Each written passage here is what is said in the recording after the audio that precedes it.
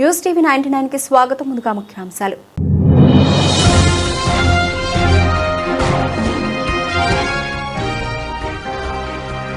రాష్ట్రపతికి అవమానం, పాత ఫోటోతో మోదీని ఇరుకున పెట్టిన మమత.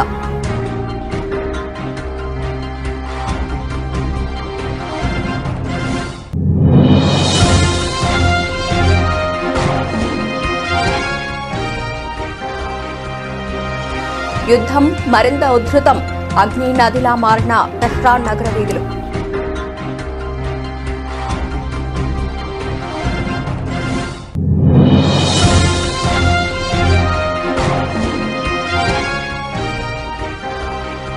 కూల్చుడు పక్క మధు పార్క్ రిడ్జ్ అపార్ట్మెంట్ వాసులకు సీఎం రేవంత్ రెడ్డి పరోక్ష బెదిరింపు.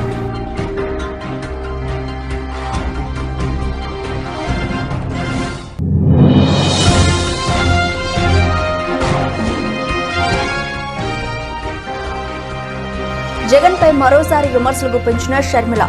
జగన్ హయాంలో లిక్కర్ మాఫియా రాజ్యమేలిందని ఆరోపణ.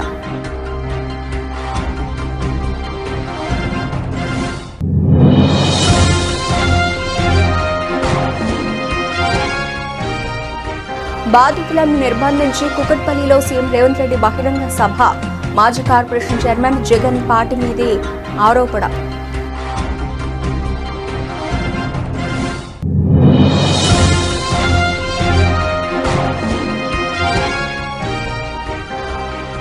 చిత్తరహిత రామగుణంగా తీర్చిదిద్దడంలో ప్రతి ఒక్కరూ భాగస్వాములు కావాలి.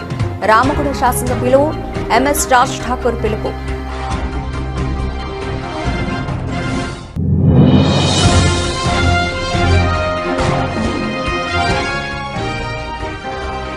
హైదరాబాద్ను నేను అభివృద్ధి చేస్తే ఎవరూ నమ్మలేదు. అమరావతి కార్యక్రమంలో ముఖ్య అతిథిగా హాజరైన సీఎం చంద్రబాబు.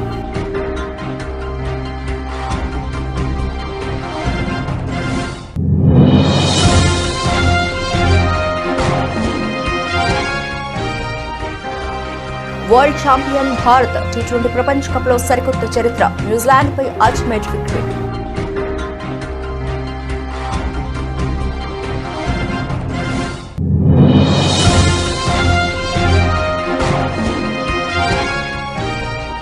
పరిగి నియోజకవర్గంలో ఇండస్ట్రియల్ పార్క్ ఏర్పాటు ప్రక్రియలో భూమి కోల్పోతున్న రైతు.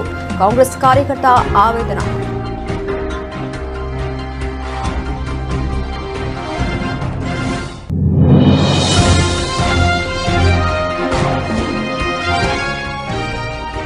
పశ్చిమాసియా ఉద్రిక్తతలతో కుప్పకూలిన స్టాక్ మార్కెట్లు. 2000 పాయింట్లకు పైగా పతనమైన సెన్సెక్స్.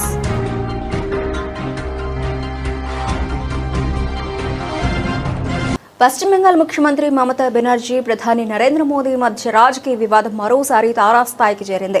రాష్ట్రపతి ద్రౌపది ముర్ముకు తమ ప్రభుత్వం అగౌరవం కలిగించిందంటూ ప్రధాని చేసిన విమర్శలకు సీఎం మమత ఒక పాత ఫోటోతో ఘాటుగా బదులిచ్చారు.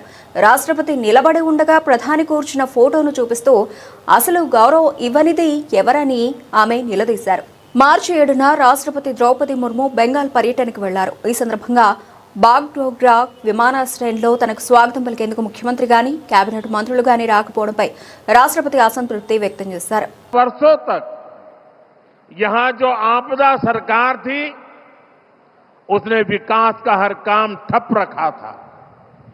अब दिल्ली से जुड़ी विभिन्न चुनौतियों के समाधान के लिए हमारी सरकार मिशन मोड पर काम कर रही है.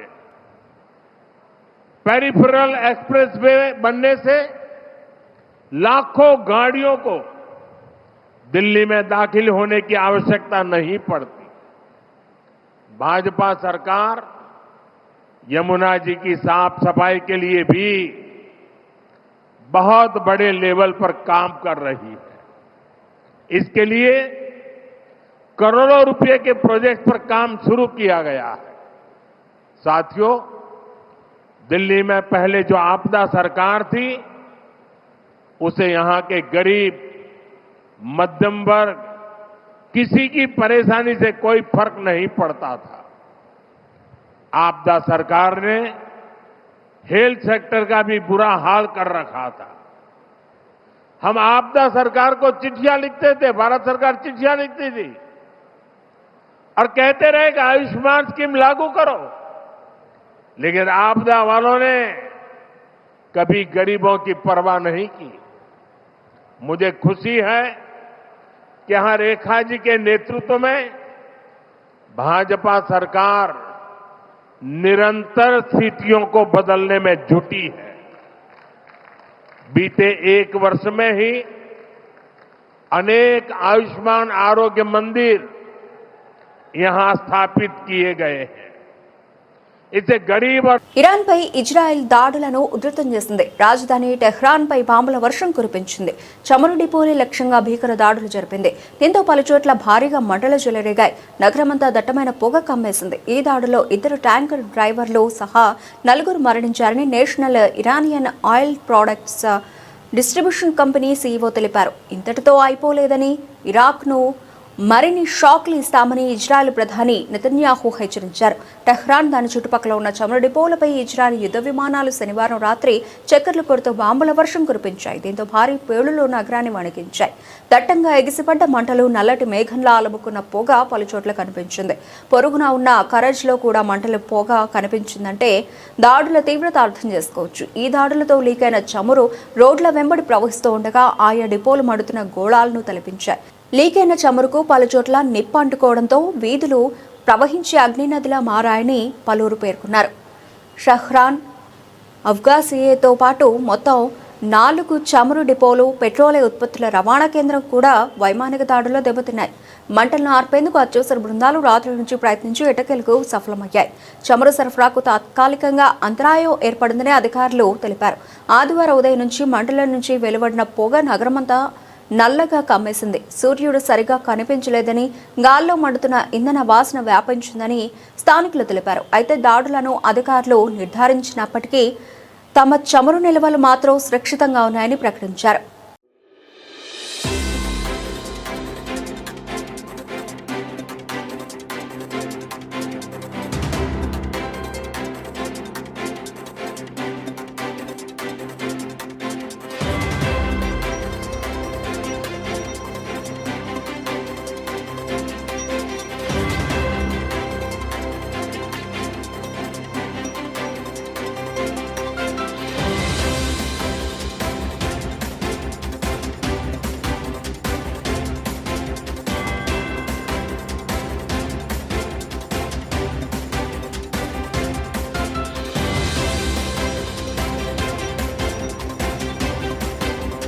ఈసా నది సమీపంలో ఉన్న మధు పార్క్ రిడ్జ్ అపార్ట్మెంట్ ఎంతకాలం ఉన్నా జీరో వాల్యూయే.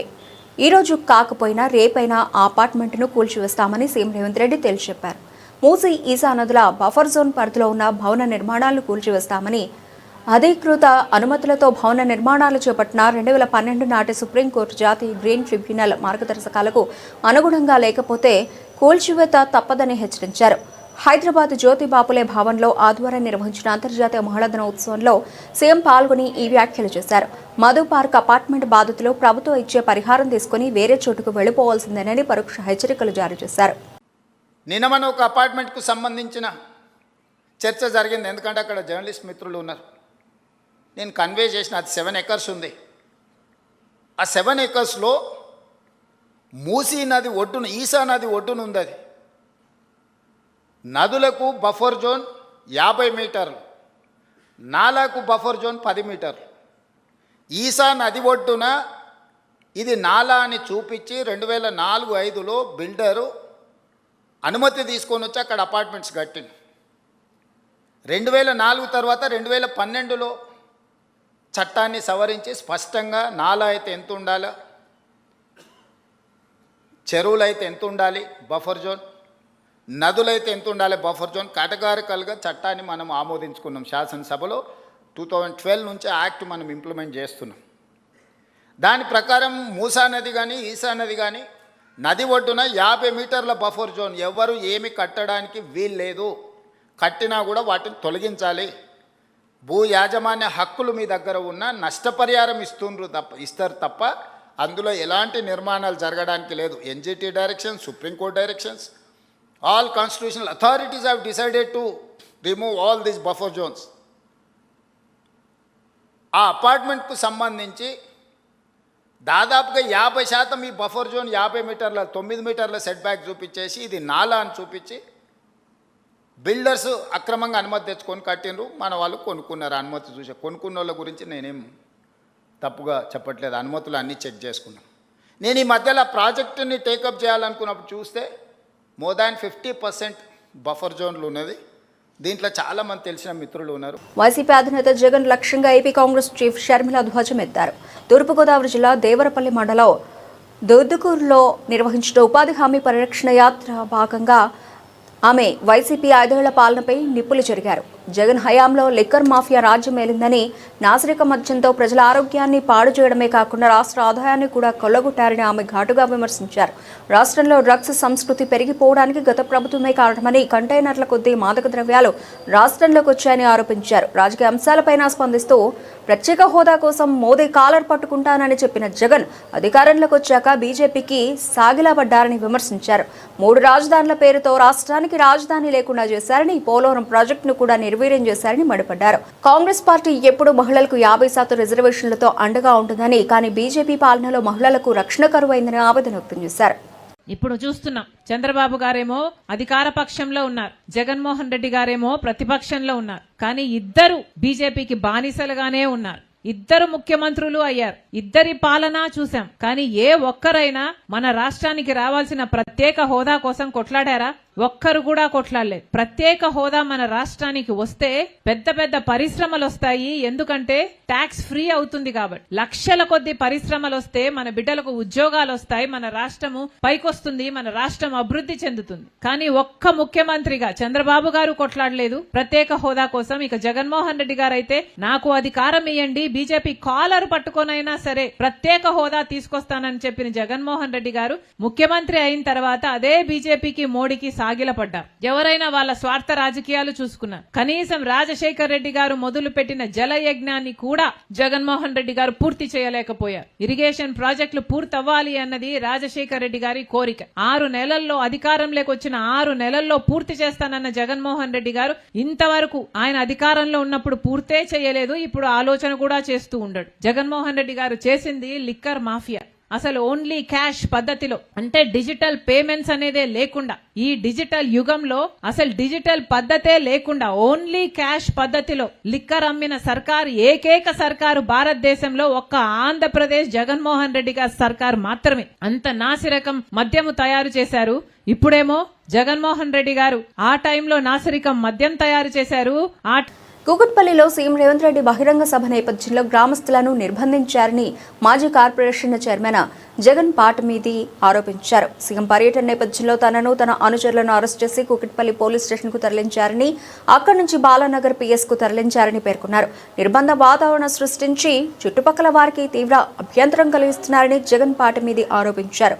కూకట్పల్లి నల్లచెరువు సమీపంలోని గ్రామస్తుల పట్టాభూములను ఏ విధమైన నోటీసులు ఇవ్వకుండా ప్రభుత్వం అన్యాక్రాంతంగా తీసుకుందని అన్నారు. వారికి తగిన పరిహారం అందిస్తామని, టీడీఆర్ సర్టిఫికెట్లు ఇస్తామని హైడ్రా నమ్మబలికి మోసం చేసిందని తెలిపారు. ఇది జరిగి సంవత్సరం గడిచినా ₹1 కూడా ఇవ్వలేదని, బచ్చుమ్మ అనే గ్రామస్తురాలి ఆత్మహత్యకు పరోక్షంగా కారకులయ్యారని మండిపడ్డారు. నల్లచెరువు అభివృద్ధి పనులు గత బీఆర్ఎస్ ప్రభుత్వంలోనే 80% పూర్తయ్యాయని తెలిపారు. వాటికి మెరుగులు దిద్ది తమ ఖాతాలో వేసుకోవాలి సీఎం రేవంత్ రెడ్డి హైడ్రా చూస్తోందని ఆరోపించారు. ఈ క్రమంలోనే నల్లచెరువు ప్రారంభోత్సవాన్ని అడ్డుకుంటారనే ఉద్దేశంతోనే తనను బాధితులను నిర్బంధించారని అన్నారు. అప్రకటిత 144 సెక్షన్ విధించి కూకట్పల్లిలో బహిరంగ సభ నిర్వహించాలని చూస్తున్నారని విమర్శించారు. కూకట్పల్లి నల్లచెరువు ఇనాగరేషన్ కి వస్తున్నటువంటి ముఖ్యమంత్రి రేవంత్ రెడ్డి గారు మేము 3 డిమాండ్లు పెట్టడం జరిగింది. కూకట్పల్లి గ్రామస్తుల భూములను లాక్కొని ఏ విధమైన కంపెన్సేషన్ ఇవ్వకుండా అవన్నీ కూడా పట్టాభూములను కూడా రాత్రికి రాత్రి ఏ విధమైన నోటీసులు ఇవ్వకుండా డెమాలిషన్ చేసి లాక్కొని ఈ రోజు డెవలప్మెంట్ చేసినని చెప్పి ఇలా ప్రగల్భాలు పలుకుతా ఉన్నారు.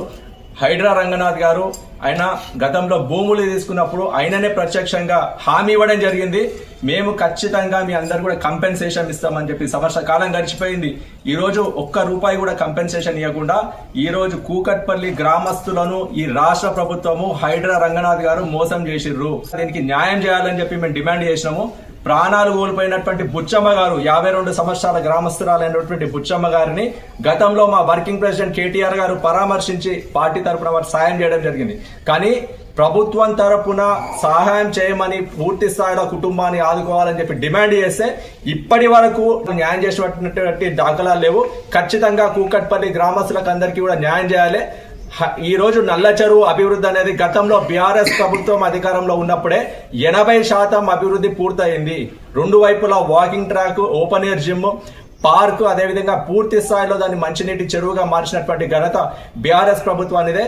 బీఆర్ఎస్ ప్రభుత్వం 80% పూర్తి చేసినటువంటి పనులను పైన మెరుగులు దిద్ది ఈ రోజు హైడ్రా రంగనాథ్ గారు కాంగ్రెస్ ప్రభుత్వ ఖాతాలో వేయాలని చూస్తున్నటువంటి పరిస్థితి అందరూ కూడా గమనించాలి. ఈ రోజు ఇట్లాంటి మేము అడ్డుకుంటామని చెప్పి రేవంత్ రెడ్డి గారి పర్యటనను అడ్డుకుంటామని చెప్పి చెత్తరహిత రామగుండంగా తీర్చిదిద్దడంలో ప్రతి ఒక్కరూ భాగస్వాములు కావాలని రామగుండ శాసనసభ్యులు ఎంఎస్ రాజ్ ఠాకూర్ పిలుపునిచ్చారు. ప్రజాపాలన ప్రగతి ప్రణాళికలో భాగంగా రామగుండ నగరపాలక సంస్థ కార్యాలయ ఆవరణలో 5K రన్ను మేయర్ మహంకాళ స్వామితో కలిసి పచ్చజెండా ఊపి ఆయన ప్రారంభించారు. నగరపాలక సంస్థ కార్యాలయం నుండి గోదావరికని చౌరస్తా వరకు రన్ నిర్వహించారు. చౌరస్తాలో మానవహారం నిర్వహించారు. సందర్భంగా ఆయన మాట్లాడుతూ 2 ఏళ్ల కాలంలో రేవంత్ రెడ్డి ప్రభుత్వం అనేక అభివృద్ధి కార్యక్రమాలు, సంక్షేమ కార్యక్రమాలు చేపడుతూ రాజకీయాలకు అతీతంగా అద్భుతమైన పరిపాలన అందిస్తున్నదని అన్నారు. ప్రజాపాలన ప్రగతి ప్రణాళిక ప్రధాన ఉద్దేశం ఈ నగరాన్ని పరిశుభ్రమైన, సుందరకరమైన నగరంగా తీర్చిదిద్దుకోవడమేనని అన్నారు. పరిసరాలు పరిశుభ్రంగా ఉంచుకోవడంతో పాటు పచ్చదనం, ల్యాండ్స్కేప్లతో అందంగా రూపొందించుకోవాలని అన్నారు. మహిళా సంక్షేమ కార్యక్రమాలను తమ ప్రభుత్వం చిత్తశుద్ధితో అమలు చేస్తోందని అన్నారు. 5K రన్ను నిర్వహించినటువంటి పాల్గొన్న ప్రతి ఒక్కరికి పేరు పేరున శిరస్సు వంచి నమస్కరిస్తూ ధన్యవాదాలు తెలియజేస్తాం. బంధువులారా, రాష్ట్ర ముఖ్యమంత్రి గౌరవ శ్రీ రేవంత్ రెడ్డి గారు వారి యొక్క క్యాబినెట్ అద్భుతమైన 2 సంవత్సరాల కాలంలో అనేక ప్రజా సంక్షేమ కార్యక్రమాలు తీసుకొచ్చి ఈరోజు అర్హత ఉన్న ప్రతి ఒక్కరికి ఇవ్వాలి. అదే మాదిరిగా అనేక పల్లెలు, నగరాలను అభివృద్ధి చేస్తూ ముందుకెళ్తూ ఈ రాష్ట్రాన్ని దేశంలో నంబర్ 1గా తీర్చిదిద్దే సమయం ఒక పటిష్టమైనటువంటి సంకల్పంతో ముందుకు పోతా ఉన్నాం. పోయిన ప్రభుత్వం 10 లక్షల కోట్లు అప్పు చేసినా ఎక్కడా లేని ధైర్యంతో ఈరోజు ప్రభుత్వ ఉద్యోగులకు జీతాలు ఇస్తూ సంక్షేమాన్ని నడిపిస్తూ అద్భుతమైన పరిపాలన కొనసాగిస్తా ఉన్నాం. మరి ఈ పరిపాలనలో ప్రజా సంఘాలు, కమ్యూనిటీస్ బాధ్యత కలిగిన ప్రతి ఒక్క పౌరుణ్ణి కూడా బాధ్యత ఇవ్వాలి.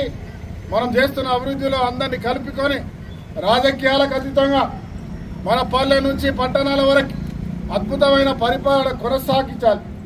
దాంట్లో మొదటగా శుభ్రత, పరిశుభ్రత, శానిటేషన్ని అందరం కూడా బాధ్యత తీసుకోవాలి.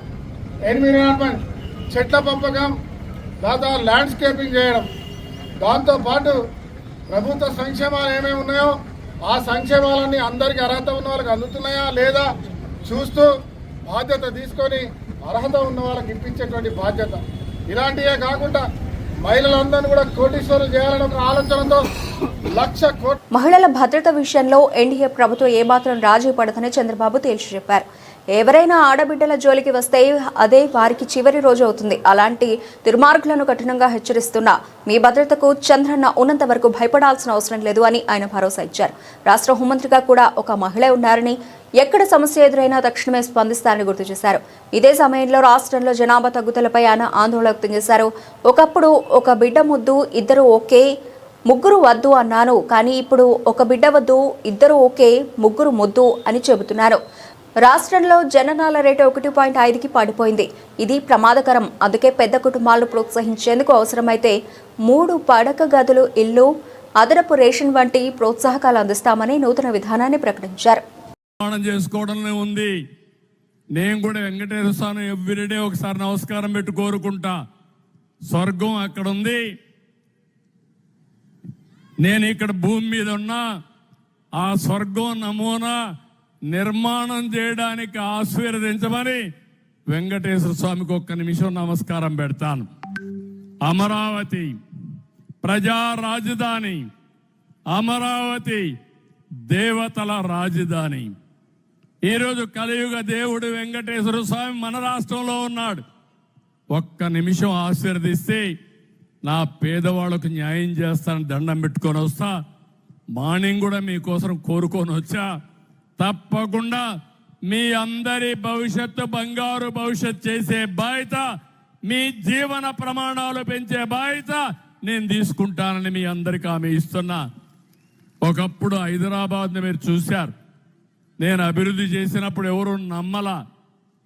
అక్కడ గుట్టలు, అడవులు, ఆ అడవుల్లో ఏమవుతుందనుకున్నారు. నేను టెక్నాలజీ మాట్లాడి హైటెక్ సిటీ కట్టాను. ఈరోజు మీరు చూస్తే దేశంలోనే అత్యంత నివాసయోగ్యమైన పట్టణం హైదరాబాద్. అన్ని రాష్ట్రాల కంటే ఎక్కువ ఆదాయం వచ్చే ప్రజలకి తెలంగాణ రాష్ట్రం. నేను అందుకే ఈసారి ఆలోచించాను, ఒక్క అమరావతి కాదు, విశాఖపట్నమే కాదు, తిరుపతే కాదు, ప్రతి ఒక్క ప్రాంతాన్ని అభివృద్ధి చేస్తాం. అన్ని ప్రాంతాల అభివృద్ధి జరుగుతుంది. ఒక్క మగవాళ్లే కాదు, మా ఆడబిడ్డలు కూడా శక్తివంతమైన వ్యక్తులుగా తయారు చేసే బాధ్యత నేను తీసుకుంటానని మీ అందరికీ హామీ ఇస్తున్నా.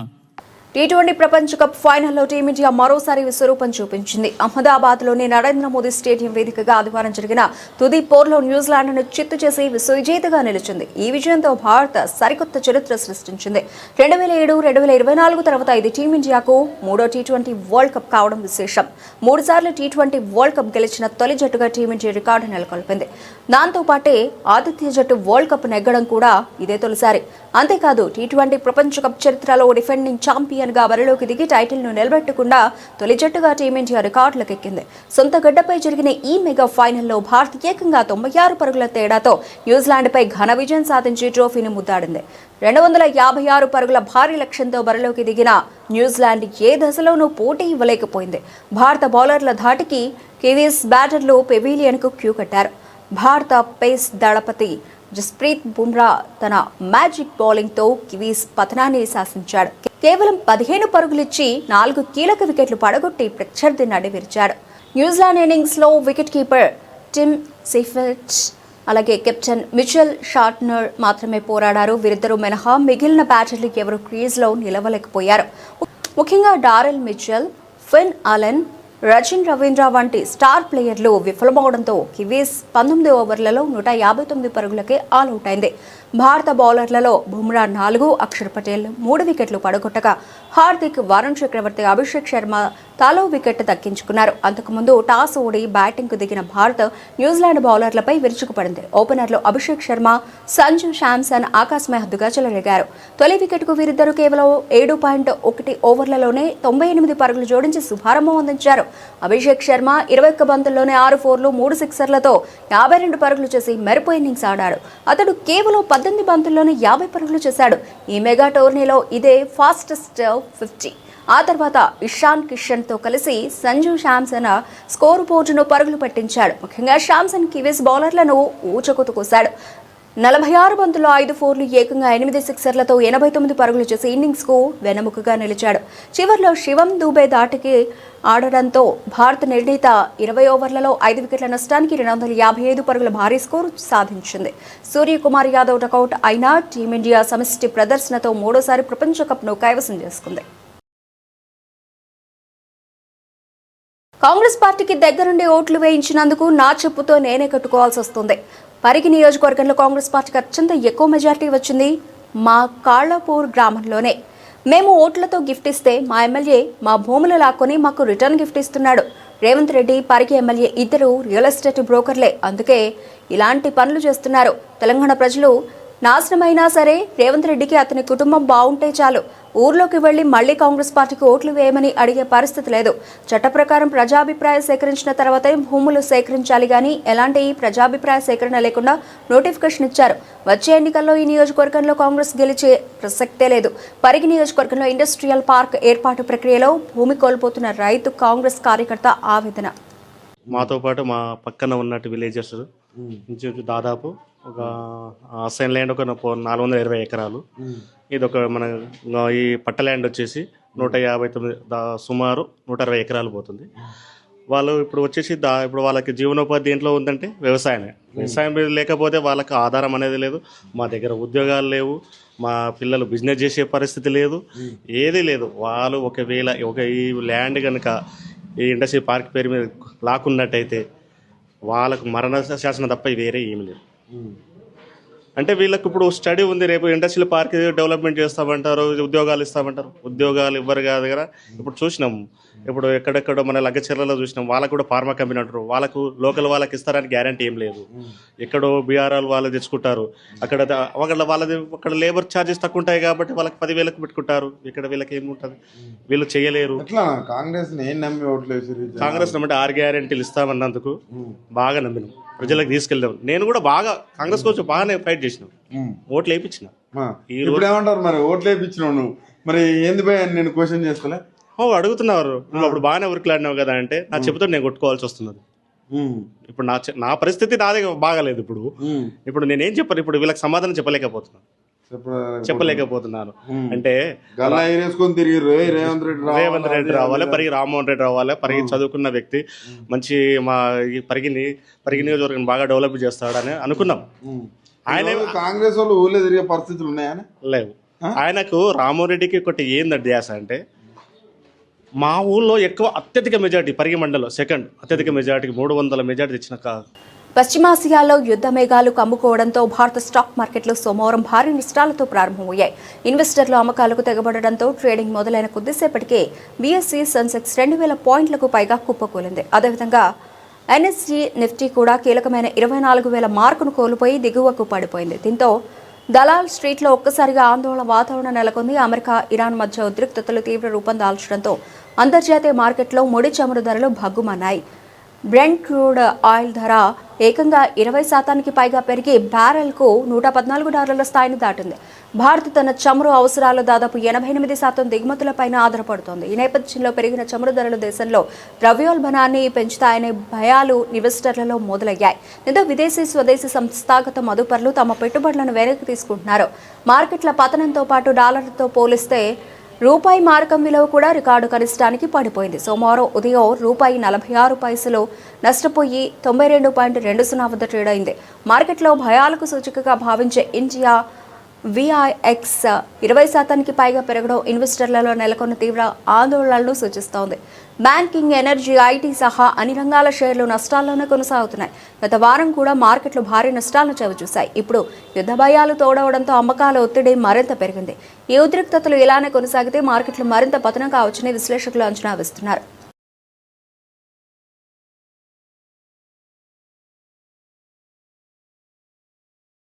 బులెటిన్ ముగించే ముందు హెడ్లైన్స్ మరోసారి.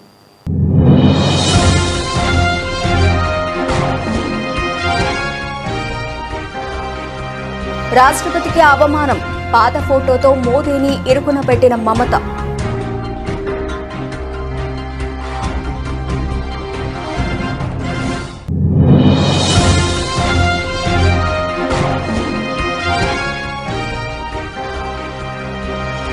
యుద్ధం మరింత ఉధృతం, అగ్ని నదిలా మారిన టెహ్రాన్ నగర వీధులు.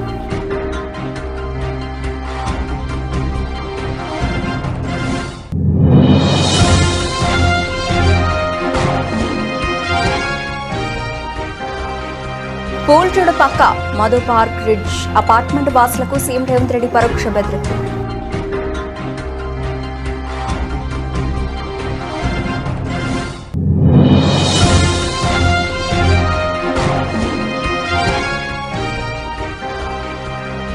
జగన్ పై మరోసారి విమర్శలు గుప్పించిన షర్మిల.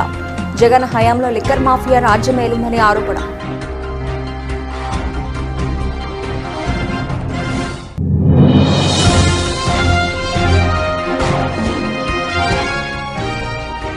బాధితులను నిర్బంధించి కుకట్పల్లిలో సీఎం రేవంత్ రెడ్డి బహిరంగ సభ. మాజీ కార్పొరేషన్ చైర్మన్ జగన్ పార్టీ మీది ఆరోపణ.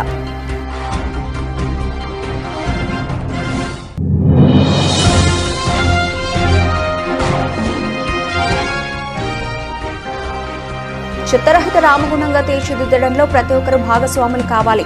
రామగుణ శాసనసభ్యులు ఎంఎస్ రాజ్ ఠాకూర్ పిలుపు.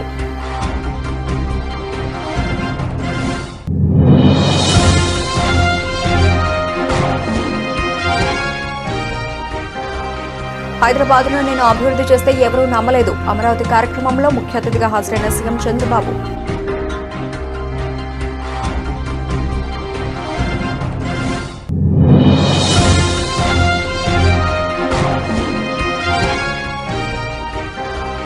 వరల్డ్ ఛాంపియన్ భారత్ టీ20 ప్రపంచ కప్ లో సరికొత్త చరిత్ర న్యూజిలాండ్ పై అల్టిమేట్ విక్టరీ.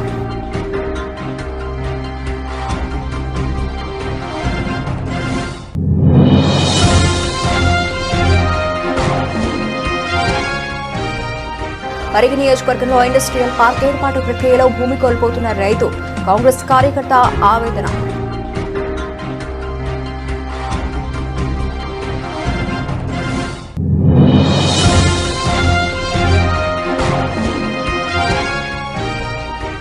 పశ్చిమాసియా ఉద్రిక్తతలతో కుప్పకూలిన స్టాక్ మార్కెట్లు, 2,000 పాయింట్లకు పైగా పతనమైన సెన్సెక్స్.